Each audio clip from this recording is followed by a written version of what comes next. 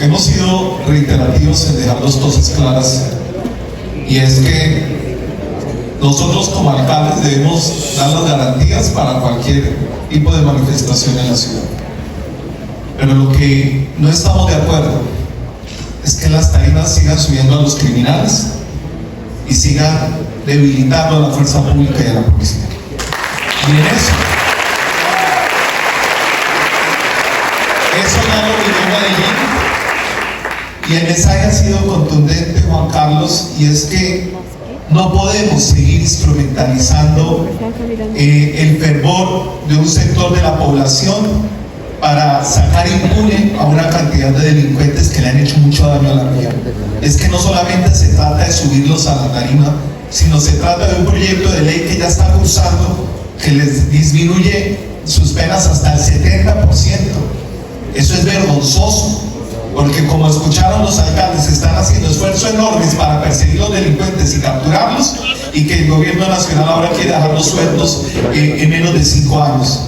No podemos seguir cambiando el orden del día. A los malos hay que llamarlo por lo que son malos, y a los buenos hay que protegerlo por lo que son buenos. La familia hay que blindarla, a los jóvenes hay que blindarlo, a los niños hay que blindarlo, pero a los criminales no los podemos seguir pasando a tarimas, haciéndolos pasar como si ellos fueran las víctimas. Hoy en día los victimarios se hacen pasar por víctimas, y a las víctimas las están poniendo presas, lamentablemente, y están generando un cambio dentro del orden. Yo quiero ser muy enfático, y es que Bucaramanga siempre pondrá en primer lugar a la fuerza pública como el marco de garantía, pero los delincuentes tienen que pagar sus penas. De hecho, pues el gobierno nacional va a presentar en esta legislatura la ley de sometimiento a la justicia.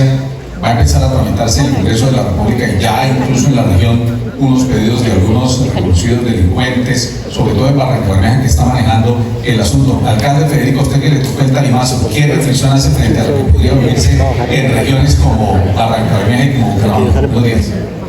Buenos días, Juan. No, yo toda la vida estaba acostumbrado a que me amenacen los bandidos, pero yo no estaba acostumbrado a que me amenazara un presidente. Esa es la diferencia. La gran diferencia es que el presidente Petro va a la región a reunirse con los peores criminales, no con los alcaldes elegidos democráticamente, pero sube a tarima a los peores criminales. Y no solo los pone a su lado, se pone de su lado, que es peor. Imaginen qué puede pensar un ciudadano que vea parado a todos esos criminales ahí que paró. La mayoría de los que estaban ahí fueron capturados en nuestro anterior gobierno, inclusive con colaboración de agencias de los Estados Unidos, y algunos de ellos eran solicitados en extradición por delitos de narcotráfico. Han sido condenados, inclusive en Colombia, por homicidio, por desplazamiento forzado intraurbano, por reclutamiento de menores de edad, sicariatos, concierto para delinquir, secuestros, toda esa cantidad de delitos.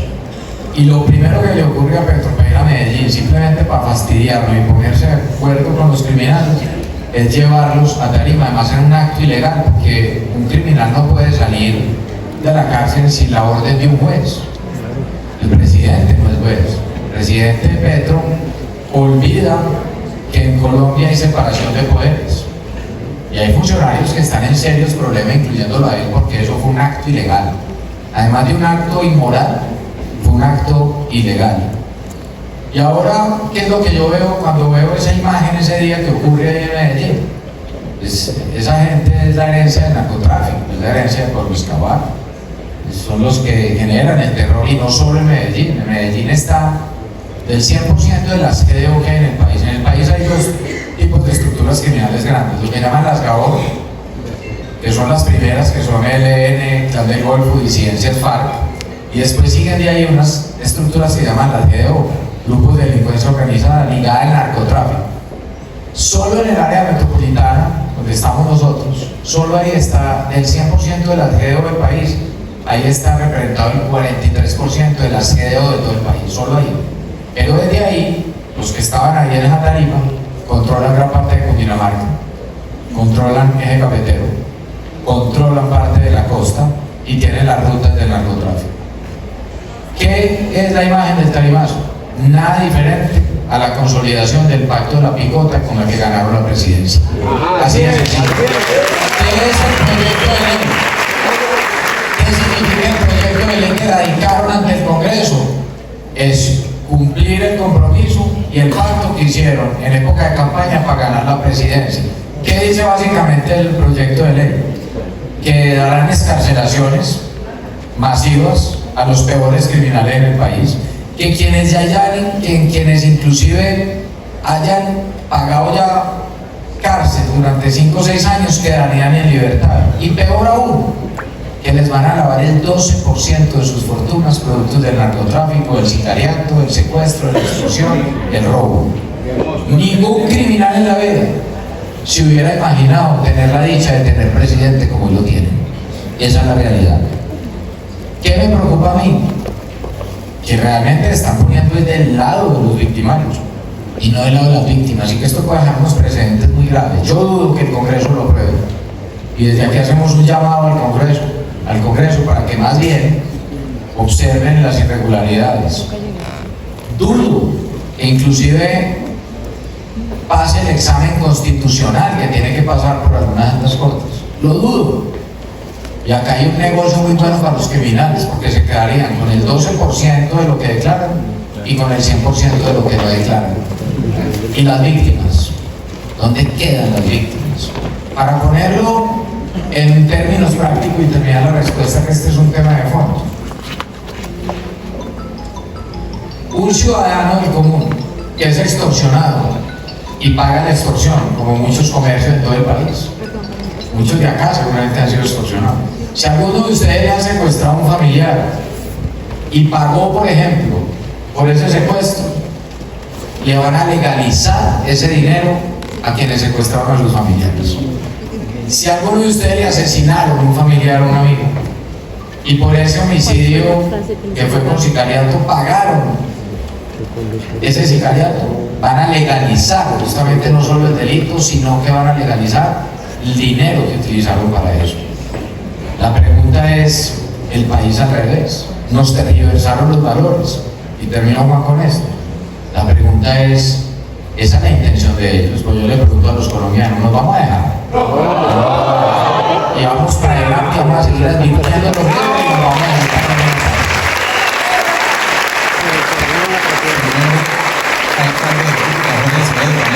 Usted que ha hablado también, Cúcuta, que ha tenido enormes problemas de seguridad, que advierte frente a este asunto que planteamos. Bueno, nosotros, como lo decía Jaime Andrés, uno es respetuoso de los eventos, y me uno 100% a las palabras de Fico y a las palabras de Jaime Andrés. Es imposible que ante una lucha tan fuerte que damos contra los delincuentes y contra las bandas criminales puedan pasar estas cosas. Pero pues ya ellos hicieron una explicación perfecta. Yo quiero sumarle un poquito. Es como una petición al próximo presidente de la República que haga una inversión importante en un CECOT, en un centro, en centros contra el terrorismo o complejos penitenciarios totalmente aislados de las comunicaciones. Uno no sabe hoy si es más peligroso. Uno no sabe hoy si es más peligroso, o sea, no sabe uno si capturarlos o dejarlos por fuera, porque cuando entran a la cárcel, desde allá extorsionan y delinquen a sus anchas. En cambio, cuando uno los está persiguiendo, pues están más escondidos y es muy complejo. Yo, la verdad, creo que el presidente que nos proponga eso va a tener mucha aceptación, porque desde las cárceles nos están jodiendo mucho, y si adicionalmente a eso les damos estas oportunidades, pues yo creo que la posición de todos acá en el panel es la misma, Juan Carlos. Eso igual que usted plantea, ¿eso tiene un modelo ya definido en Colombia o sería un modelo similar al de El Salvador de Daniel? No, eso tiene que ser adaptado a los derechos internacionales humanitarios, pero es que una cárcel de alta complejidad en Colombia, nosotros tenemos unos bandidos que los pasamos a cárceles de alta complejidad, y a la semana, que 3 días ya tienen celular. En las de alta seguridad de Colombia. Entonces, no, el tema no es nada distinto a tenerlos realmente aislados, a cero comunicaciones, desde allá ellos, o sea, el mundo real es el que ellos viven en la cárcel, nosotros estamos en un mundo distinto, ellos allá creen que son los dueños del mundo y que los demás vivimos arrendados. Muy amable. ¿Alguna reflexión frente a ese particular? Camilo Reyes Abogal, señor secretario de Planeación de Cartagena, muy buenos días, bienvenido. Buenos días. Bueno, Cartagena es una ciudad que ha sufrido mucho en el tema de seguridad, especialmente con el tema de homicidios. En los últimos 3 años, pues, la tasa de homicidios creció de manera importante. Yo, como decía ahorita, no es coincidencia que haya subido al mismo tiempo que se ponían de manera muy crítica los indicadores sociales, especialmente por ese tema. Pero también hay una situación específica de ciudades como Cartagena, también está pasando a Barranquilla, ciudades que son, Santa Marta también, ciudades que son puertos, ciudades que tienen por donde transita el tema del narcotráfico, son ciudades que están sufriendo más que otras en el tema del incremento de tasa de homicidios. Entonces es muy complejo para la ciudad, si bien digamos, hay una apuesta importante en términos, nosotros también no hablamos de seguridad multidimensional, sino de seguridad humana, pero que tiene básicamente el mismo enfoque que plantea el alcalde Jaime. Nosotros pues, hacemos todos los esfuerzos en términos de lo social, de poder reducir desde lo social, y eso está empezando a generar resultados positivos en reducción de hurtos, en reducción de casi todos los delitos, pero se mantiene muy alto el tema de los homicidios que según nos han informado, están fuertemente relacionados con el tema del tráfico de drogas. Entonces, que es una lucha más de carácter nacional que desde las ciudades, en particular Cartagena, no tiene suficientes elementos para poder confrontar.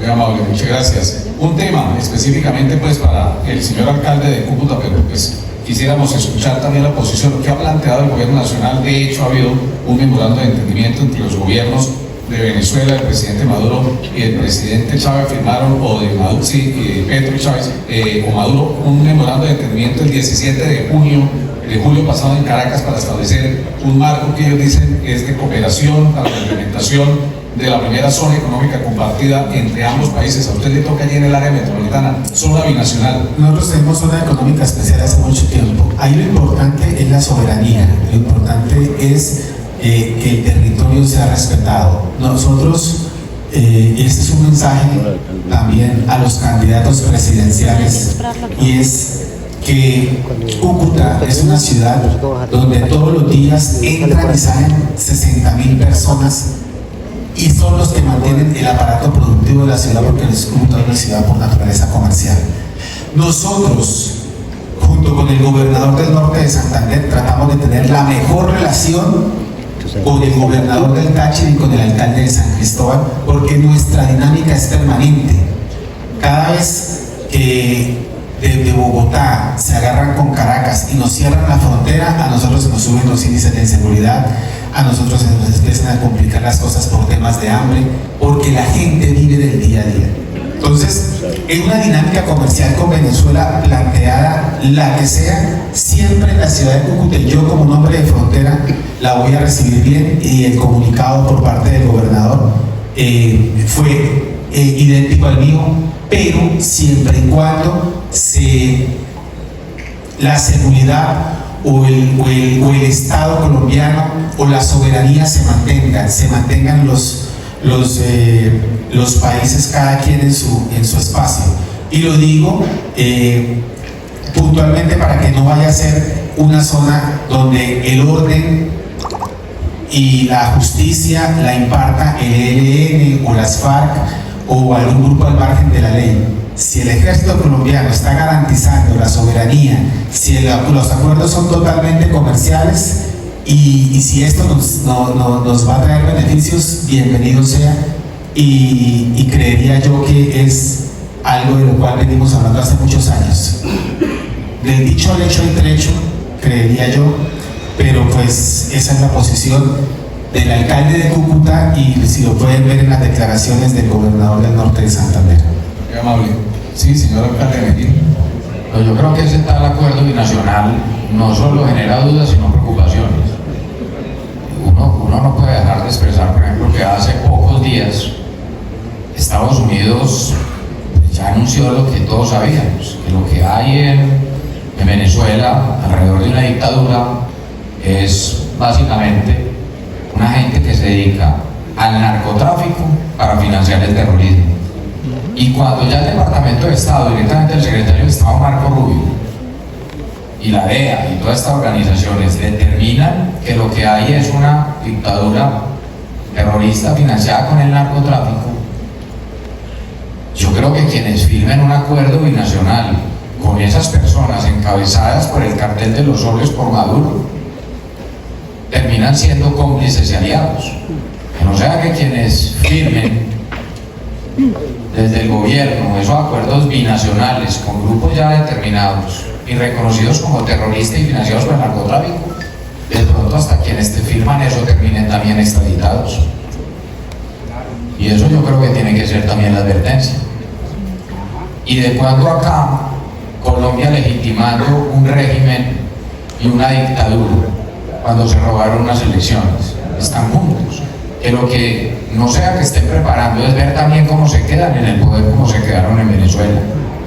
Eso no puede pasar tan de largo lo que están haciendo, me parece muy grave, mucho menos si se pierde la soberanía.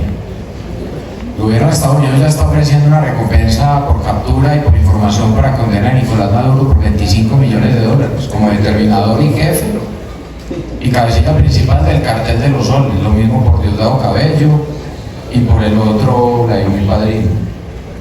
Y uno lo que ve son funcionarios del gobierno colombiano encabezados por el presidente Petro, felices abrazándose con Maduro y con estos criminales. A mí por lo menos sí me preocupa mucho como colombiano, más allá de un tema simplemente de frontera o no, nos tiene que preocupar y le tiene que preocupar al mundo, no solo a quienes estamos en la región. A mí me parece demasiado grave lo que está pasando. Y eso, la pregunta cabe decir, ¿qué pasa y en qué se convierte alguien que haga tratos con quienes han sido considerados como grupos terroristas dedicados al narcotráfico, financiados por el narcotráfico? ¿Cómo pasan a ser percibidos también por Estados Unidos y por otros países y por agencias que luchan contra las drogas? Eso es lo que nos quieren, a lo que nos quieren llevar. Y otro tema adicional. Hay serios indicios, por ejemplo, que el atentado contra Miguel Uribe, el determinador intelectual, sería la segunda Marquetalia. ¿Y dónde está Iván Márquez protegido en Estados Unidos? Perdón, en Venezuela. ¿Dónde está Iván Márquez protegido en Venezuela? Iván Márquez es perseguido también por el gobierno de los Estados Unidos. Es claro determinador de temas de terrorismo y de narcotráfico y está protegido en Venezuela. Entonces, aquí se van jugando, se van juntando muchos factores que nos tienen que preocupar como colombianos. Y yo hago una invitación aquí, esto más allá de un tema de discusiones ideológicas, es un tema también de soberanía. No es una discusión de izquierda, derecha o centro, es o cuidamos a Colombia o se lo llevan por delante. Yo se lo digo así, Colombia aguanta 4 años de desastre, como no aguanta 8. Ahí es donde nos tenemos que poner las pilas.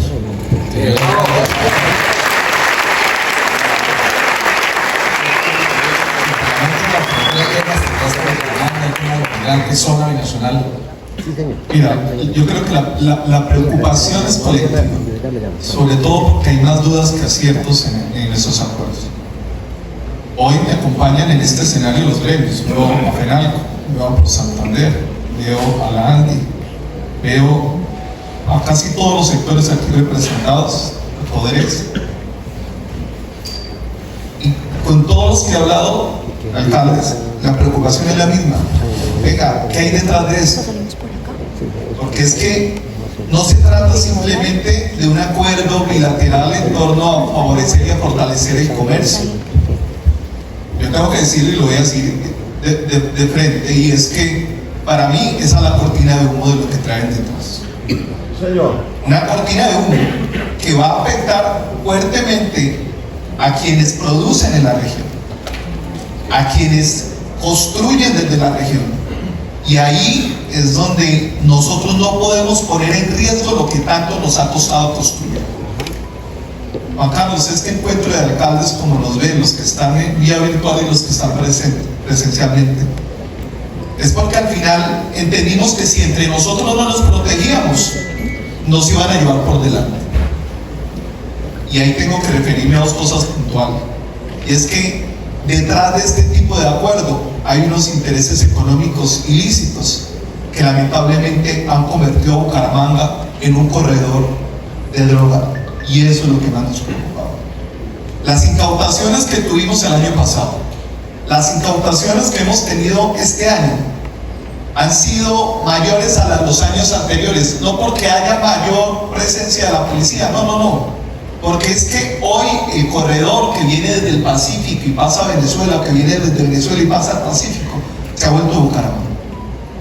La preocupación es qué hay detrás de estos acuerdos y cómo estos acuerdos van a afectar a la economía de nuestros gremios que con las uñas han tratado de sobrevivir 3 años. Nosotros tenemos la fe que la horrible noche está a punto de pasar, pero esperamos que este tipo de acuerdos no solamente ponga en riesgo, como dijo el alcalde de Cúcuta, la soberanía, sino también la capacidad económica para proteger a nuestros empresarios. Ahí sí tenemos que aplaudir a Donald Trump cuando en Estados Unidos dijo América para los americanos y se cerró a proteger a los suyos. Yo creo que es un buen momento para que empecemos a proteger a nuestros productores, a nuestros comerciantes, a los representantes.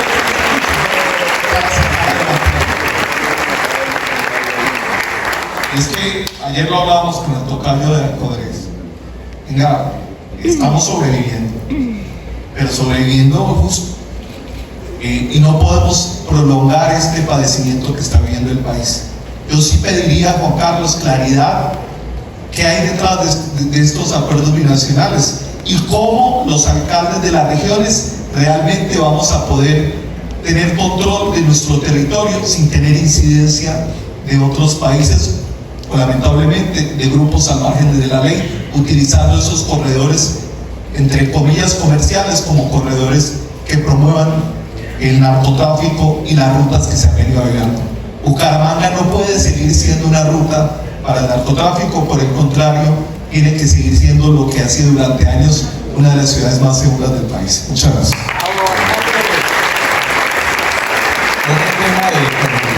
El gobierno nacional expidió en las últimas horas un decreto para implementar un nuevo modelo de salud. Es un modelo, dice el gobierno, descentralizado, basado en la prevención, y para algunos esta mañana, analistas que ya estaban advirtiendo, es la implementación de la reforma a la salud que quiere hacer el gobierno nacional. ¿Qué opinión tiene, señor alcalde, frente a este particular a nivel del trabajo? Lo que nosotros hemos venido observando en los últimos meses, y lo venimos advirtiendo con preocupación, no solamente con discursos en los diferentes foros, sino con acciones jurídicas por parte de la administración.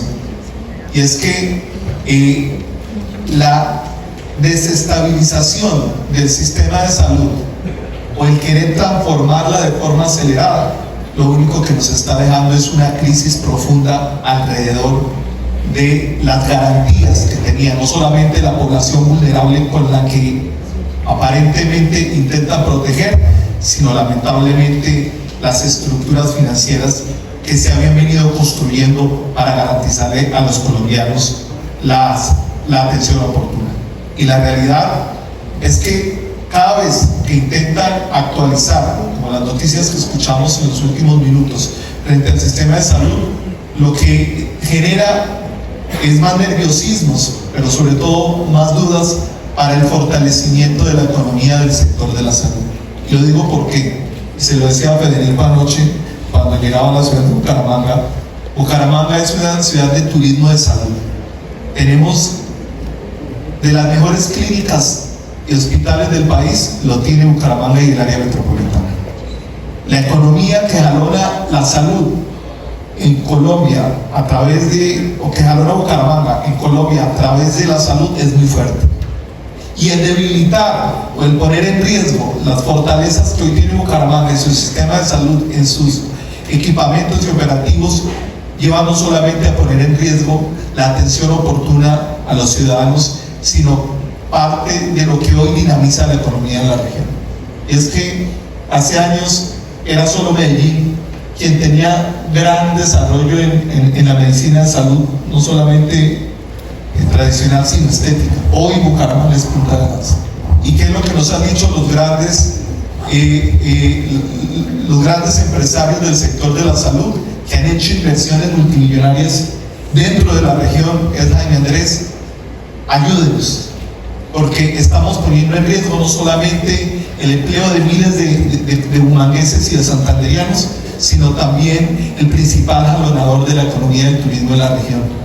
Muchos desconocen la cantidad de personas que vienen a la región a operarse, que vienen a la región a poder tener algún tipo de tratamiento, y este tipo de decisiones no solamente está afectando el desarrollo de esa economía, sino todo lo que se mueve alrededor. Y Bucaramanga tiene que levantar la mano y decir, venga, no estamos de acuerdo, y por eso en los próximos días estaremos publicando algunas acciones jurídicas que como municipio estamos instaurando en pro de la defensa de lo que es el sistema de salud. ¿Acciones contra la reforma o...? No solamente contra la reforma, contra lo que está pasando o lo que están viviendo muchas personas y muchas entidades en el sector de salud, y la vulnerabilidad que está generando eso en la región, y esperamos poderles contar a todos ustedes cómo vamos a proceder. Señor alcalde de Medellín. Antes de responderlo de salud, Juan Carlos, si vos te fijas bien, llevábamos una primera sesión de panel donde mostrábamos lo que pasaba desde las regiones. Pero lo que pasa desde la región, de las alcaldías y gobernaciones, son avances, avances, avances. Y entramos a los temas de coyuntura nacional,